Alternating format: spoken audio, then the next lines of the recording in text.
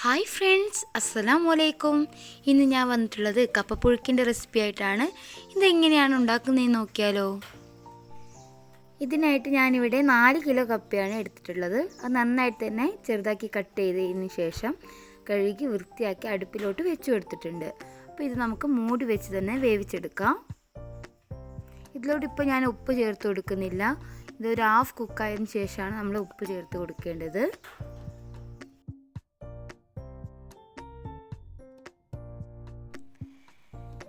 ഇപ്പോൾ ഇവിടെ കപ്പ നന്നായിട്ട് തന്നെ തിളച്ച് വന്നിട്ടുണ്ട് കേട്ടോ. ഇപ്പോൾ ഇതൊരു ഹാഫ് കുക്കായിട്ടുണ്ട്.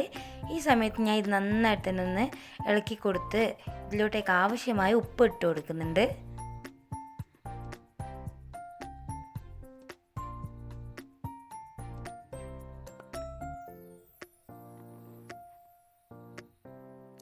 ഉപ്പിട്ടതിന് ശേഷം ഒന്നുകൂടി ഒന്ന് ഇളക്കി കൊടുക്കാം.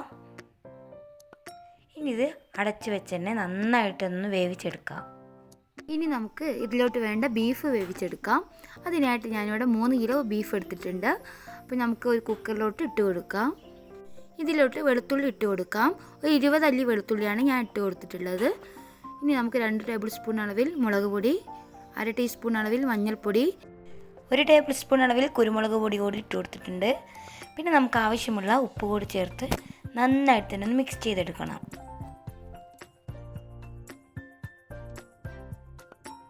ഇതിവിടെ നന്നായിട്ട് തന്നെ മിക്സ് ചെയ്തെടുത്തിട്ടുണ്ട്. ഇനി നമുക്കിത് അടച്ച് വെച്ച് ഗ്യാസിലോട്ട് വെച്ച് കൊടുക്കാം. ഒരു 4 വിസിൽ വന്നു കഴിഞ്ഞാൽ നമുക്കിത് ഓഫ് ചെയ്ത് വെക്കാം കേട്ടോ. ഇപ്പോൾ നമ്മുടെ കപ്പ നന്നായിട്ട് തന്നെ വെന്തതിന് ശേഷം ഞാൻ അതിൻ്റെ വെള്ളമൊക്കെ ഊറ്റിയെടുത്തിട്ടുണ്ട്. ഇനി ഇത് ചൂടോടെ തന്നെ നമ്മൾ ഉടച്ചെടുക്കണം, അല്ലെങ്കിൽ ഉടയാൻ ഭയങ്കര ബുദ്ധിമുട്ടായിരിക്കും കേട്ടോ തണിഞ്ഞു കഴിഞ്ഞാൽ. അപ്പോൾ നമ്മളിത് ചൂടോടെ തന്നെ കപ്പ ഉടച്ചു കൊടുക്കാം.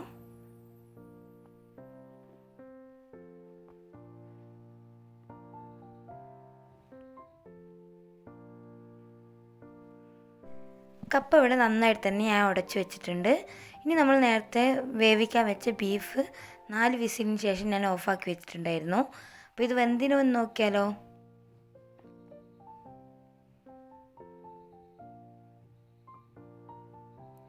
ബീഫ് ഇവിടെ നന്നായിട്ട് തന്നെ വെന്ത് കിട്ടിയിട്ടുണ്ട് കേട്ടോ. ഇനി നമ്മൾ നേരത്തെ ഉടച്ച് വെച്ചിട്ടുള്ള കപ്പയിലോട്ട് നമുക്ക് ബീഫ് ഇട്ട് കൊടുക്കാം.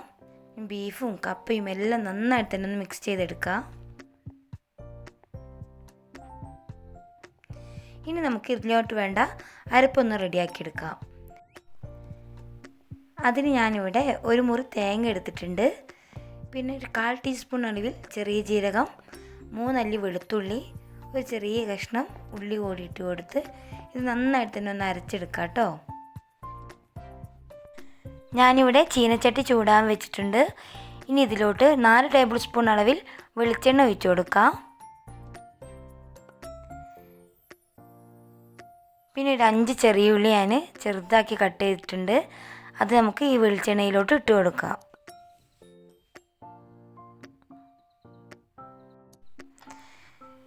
ഇനി ഈ ചെറിയ ഉള്ളി നന്നായിട്ട് തന്നെ ഈ എണ്ണയിൽ കിടന്ന് കളർ മാറുന്നത് വരെ നമുക്ക് മൂപ്പിച്ചെടുക്കാം.